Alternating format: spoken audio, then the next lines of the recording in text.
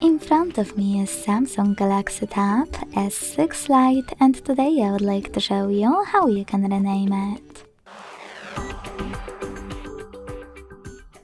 Begin by accessing Devices Settings and scrolling all the way down. When you finished, click on About Tablet at the bottom. Then select Edit under Current Device Name and type in wherever you want to.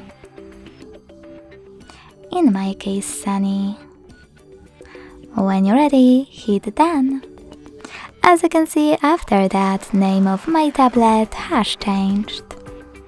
Thanks so much for watching. If you enjoyed this video, leave a like, comment and subscribe.